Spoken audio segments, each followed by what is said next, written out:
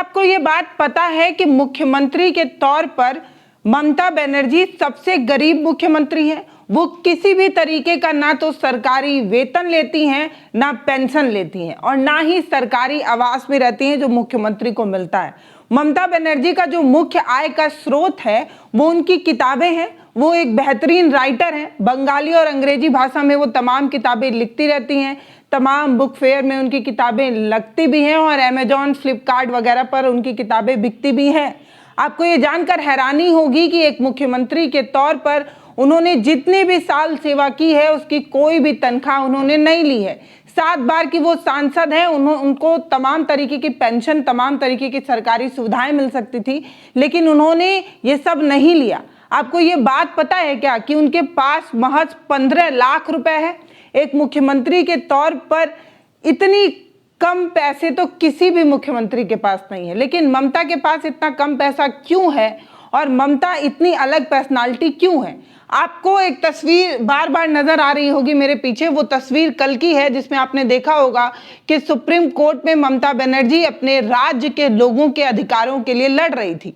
वो बता रही थी कि कैसे चुनाव आयोग एसआईआर का एक नया खिलौना लाकर उनके लोगों के अधिकार छीन रहा है, नाम जानबूझकर काट रहा है और कई दलीलें दे रही थी। वो ये बता रही थी कि लड़कियां शादी से पहले अलग कास्ट रखती हैं, अलग टाइटल से जानी जाती हैं, लेकिन शादी के बाद जब वो ससुराल जाती हैं तो अपने पति के टाइटल से जानी लगती हैं और इन दोनों भेद को एसआईआर समझता नहीं है। इस वजह से कई नामे जो हैं वो कट रहे हैं। कुछ लोग पलायन का शिकार होते हैं, एड्रेस वगैरह बदल जाते हैं, कुछ के नाम की स्पेलिंग की वजह से, कई अलग अलग वजहों से एसआईआर की वजह से लाखों लोगों के नाम कट रहे हैं।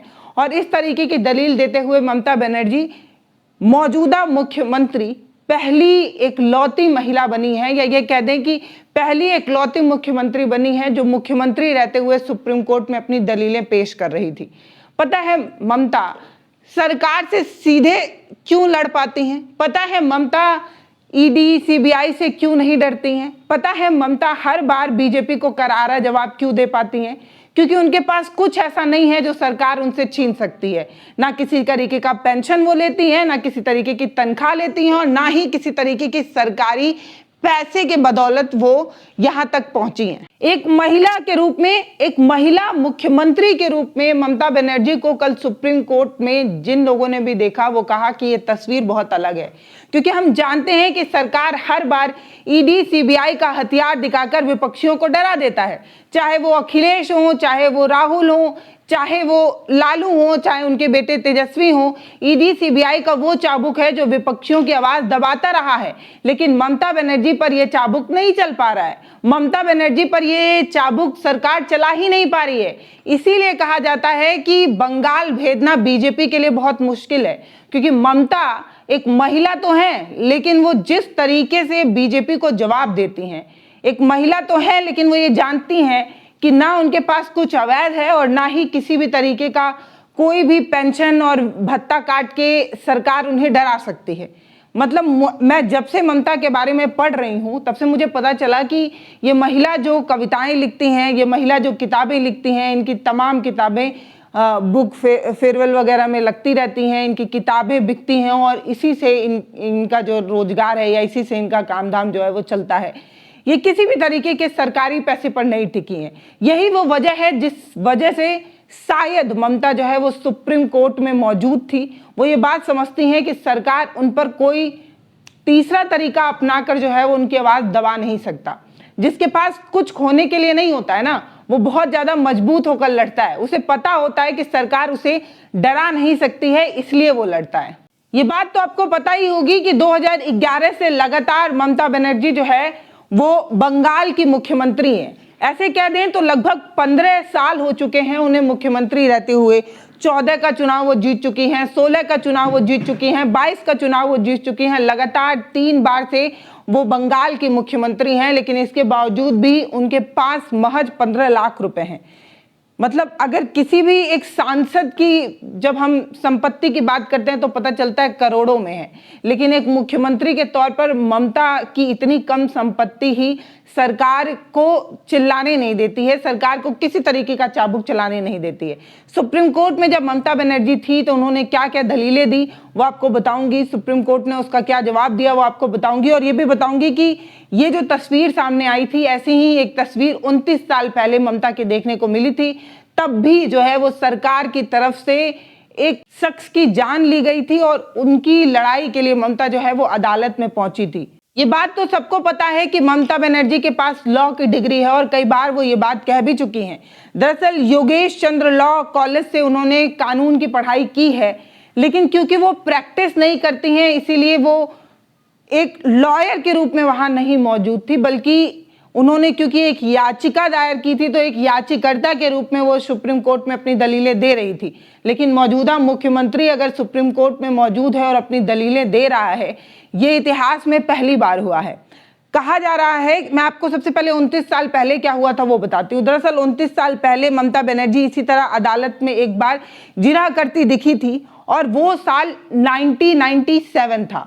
दरअसल हुगली के गुप्तीपाड़ा में कोई रथ यात्रा चल रही थी, उस दौरान पुलिस की फायरिंग हुई और उस फायरिंग में एक व्यक्ति की मौत हो गई थी जिसका नाम हलदर था, और हलदर मंडल के लिए जो है उन्होंने जो है वो दरवाजा खटखटाया था कोर्ट का, और बताया जा रहा है कि तत्कालीन विपक्षी बनी हुई थी, उसके अलावा वो कांग्रेस की एक नेता भी थी, और ममता बनर्जी ने तब मृतक परिवार के लिए न्याय दिलाने के लिए मैदान में उतरी और कोर्ट में दलीलें दी थी। तो वो तस्वीरें जो 29 साल पहले एक बार ममता बनर्जी की देखने को मिली थी, वही तस्वीरें हूबहू कुछ लोगों के लिए ताजा हो गई जब उन्होंने सुप्रीम कोर्ट में ममता बनर्जी को देखा। ये तस्वीर, ये वीडियो आप भी देखिए। May I explain you, sir? Give me time till tomorrow day afterwards, then I can get back. May I explain you, sir? Because in my view, Because I belongs to that state. I am a Can there be any doubt, Madam? no, sir. No, sir. I am very grateful, sir, because because of your kind kindness. My humble regards to my honorable Chief Justice, Mr. Bagchi and Mr. Panchali also. Panchali ji also. Thank you very much, and my humble regards to Mr. Dwivedi and others, my opponent lawyers also. Sir, the problem is always our lawyers fight for the case and they're fighting from the beginning. We are also. But sir, when everything is finished, when we are not getting justice, when justice is crying behind the door, I quote Rabindranath Tagore, then we thought that we are not getting justice anywhere. So many times I have written 6 letters to Election Commission, including all the details, but no reply, sir. I'm a bonded labor, sir. Maybe I prefer that. I'm a very less important person. I prefer that. Sir, I'm from a common family, but I am not fighting for my party. अब मैं आपको बताती हूँ, दरअसल ममता बनर्जी ने supreme court में क्या कहा। उन्होंने कहा समस्या ये है कि हमारे वकील शुरू से ही अपनी बातें कह रहे हैं, अपना पक्ष रख रहे हैं, लेकिन सब कुछ खत्म होने के बाद भी न्याय मिलता नजर नहीं आ रहा है। हमें कहीं से भी न्याय नहीं मिल रहा है। हम बंधुआ मजदूर हैं महोदय। मैं एक साधारण परिवार से आती हूँ। मैं किसी पार्टी के लिए नहीं लड़ रही। पश्चिम बंगाल को जानबूझकर निशाना बनाया जा रहा है, वो ये पूछती हैं। दरअसल आप सभी को पता है कि अलग अलग राज्यों में चुनाव है। आप ये भी जानते हैं कि बंगाल, तमिलनाडु, केरल और असम, इन 4 राज्यों में चुनाव है, लेकिन बंगाल, तमिलनाडु, केरल सभी में एसआईआर हो रहा है, लेकिन असम में एसआईआर क्यों नहीं कराया जा रहा, ये सवाल ममता बनर्जी ने उठाया। पूछा क्योंकि असम में डबल इंजन की सरकार है, असम में केंद्र और राज्य में भाजपा की सरकार है, इसलिए वहां एसआईआर नहीं कराया जा रहा। आप हर उस राज्य में एसआईआर कराते हैं जहां विपक्ष की सरकार है, और एसआईआर का चाबुक चलाकर कुछ लोगों का वोट काट कर जानबूझकर कुछ लोगों का नाम काटा जाता है। कभी स्पेलिंग मिस्टेक बताया जाता है, कभी टाइटल मिस्टेक बताया जाता है, कभी रहने का लोकेशन जो है वो अलग बताकर उन लोगों का नाम काट दिया जाता है, और जानबूझकर उन लोगों का नाम काटा जाता है जो विपक्ष की पार्टी को सपोर्ट कर रहे होते हैं, उनके कोर वोटर होते हैं, और इस आधार पर भाजपा जो है वो वोट जीत जाती है, चुनाव जीत जाती है। तभी तो असम में एसआईआर नहीं कराया गया, जबकि इन अलग अलग जगहों में एसआईआर कराया जा रहा है। ममता जो कुछ भी कहती हैं वो यही पूछती हैं कि चुनाव के ठीक पहले एसआईआर कराने की क्या जरूरत है। आप सभी को पता है कि फरवरी में कुछ डेट वगैरह आ सकते हैं, और ऐसे में इतने कम समय में एसआईआर कराना क्या पॉसिबल है? जब फरवरी में अधिसूचना आने वाली है, आने की संभावना है, ना तो सरकार ने, ना तो चुनाव आयोग ने कोई मैपिंग की है, ना कोई ट्रेनिंग की है, ना कोई ऐसे इंफ्रास्ट्रक्चर वगैरह तैयार किया है, कोई संरचना वगैरह भी इनकी तैयार नहीं है। तो ये 2-3 महीने में सब कुछ कैसे संभव कर पाएंगे, सब कुछ कैसे तैयार कर पाएंगे, और इतनी हड़बड़ी में, इतनी छटपटाहट में एसआईआर लाने का क्या मतलब है? इस तरीके का सवाल पूछती हूँ और कहती हैं कि क्या आपको पता है कि आपके इस एसआईआर के डर की वजह से लोगों की मौतें हो रही हैं? वो कहती हैं कि हर दिन 3 से 4 लोग एसआईआर के डर की वजह से जो है वो मारे जा रहे हैं। अब तक 107 लोगों की मौत एसआईआर की वजह से हो चुकी है।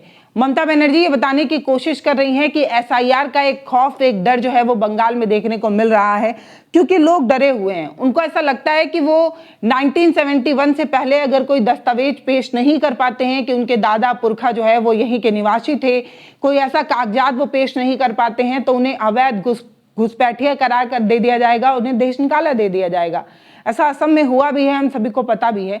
तो इसलिए बंगाल के लोगों को इस बात का डर है कि ये जो एसआईआर है वो दरअसल दिखाने के लिए एसआईआर है, जबकि ये जो एसआईआर है वो कहीं ना कहीं उस पैटर्न, उस तरीके को दिखाता है जिससे लोगों का नागरिकता प्रूफ होगी और इसके आधार पर उन्हें घुसपैठिया करार दे दिया जाएगा। एसआईआर दरअसल एनआरसी है, ये सोचकर बंगाल के लोग जो है वो घबराए हुए हैं, और इसी तरीके की बात ममता बनर्जी कहती भी नजर आती हैं। वो दावा भी करती हैं कि 3 से 4 लोग हर बार, हर दिन एसआईआर के डर की वजह से जो है वो अपनी जान दे रहे हैं, और ये जो पिछले दरवाजे से एनआरसी लाने की कोशिश सरकार कर रही है, इसी का खौफ है। ऐसा नहीं है कि ये सारी बातें ममता बनर्जी ने कही।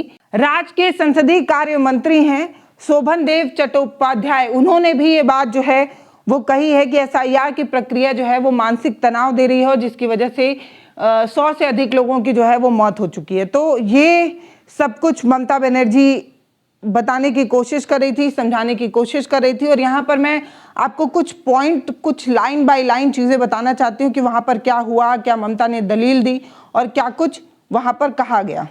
तो ममता बनर्जी की तरफ से जो दलीलें दी गई, उसमें से पहली दलील यही थी कि 2 महीने पहले अचानक से ये एसआईआर की कोशिश क्यों की जा रही है। ये जो प्रोसेस है वो 2 साल का है, अचानक से 2 महीने में इसे करा पाना कितना संभव है? आप सभी को पता है कि ये जो खेती बाड़ी का मौसम चल रहा है, ऐसे में लोगों को ये परेशान करने के लिए किया जा रहा है।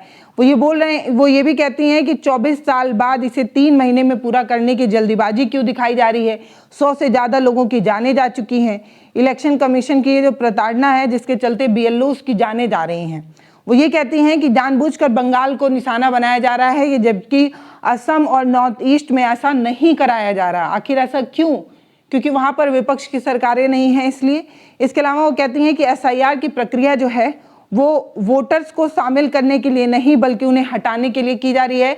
अब तक 58 लाख लोगों के नाम हटाए जा चुके हैं। वो ये कह रही हैं कि नाम मिसमैच होने पर जो नोटिस वगैरह दिए गए हैं उन्हें हटाए जाएं। BLO के अधिकारी जानबूझकर ऐसा कर रहे हैं, और BLO के अधिकारियों को दरकिनार करते हुए ये नाम हटाए जा रहे हैं।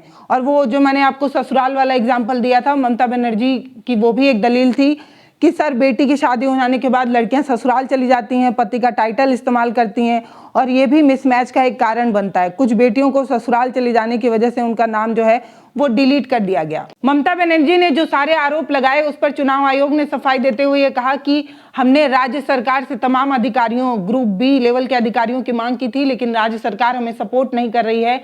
इस तरीके की दलीलें चुनाव आयोग की तरफ से दी गई, और सुप्रीम कोर्ट ने एक निर्देश जारी किया जिसमें CJI सूर्यकांत ने कहा कि सभी नोटिस वापस लेना व्यवहारिक नहीं है, पॉसिबल नहीं है।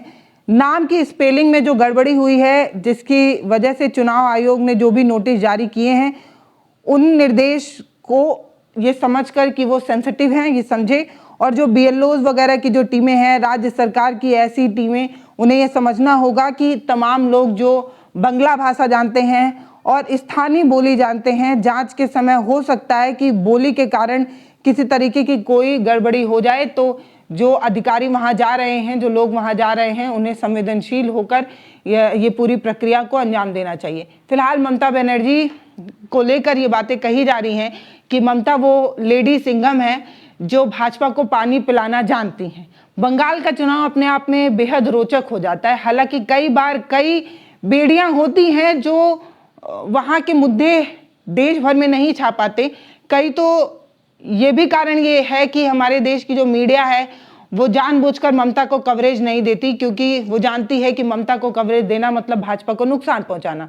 दूसरा सबसे बड़ा कारण ये है कि उनकी भाषा आम लोगों की भाषा से अलग होती है, इसलिए जो वो अपनी बातें कह रहे होते हैं वो बहुत सारे लोगों को समझ नहीं आती। बहुत सारे स्वतंत्र पत्रकार, हम जैसे लोग वहां पर अगर कवरेज के लिए जाते भी हैं तो ये समझ नहीं पाते कि किस इलाके में जाएं, कहां पर हिंदी बोलने और समझने वाले लोग हों। इसकी वजह से समस्याएं बहुत सीमित हो पाती हैं, बहुत सारी चीजें जो है वो खुलकर नहीं आ पाती। इसीलिए बंगाल का चुनाव बहुत सिमटा, बहुत संकुचित सा लगता है। फिलहाल आप हमें कमेंट सेक्शन में लिखकर बताइएगा कि क्या ये मेरी गलती है या मैं बंगाल को उतना अच्छे से नहीं समझती हूँ। आप अपनी राय हमें कमेंट सेक्शन में लिखकर बताइएगा। ममता बनर्जी पर अगर आपकी कोई राय हो तो वो भी आप हमें कमेंट सेक्शन में लिखिएगा। बहुत धन्यवाद।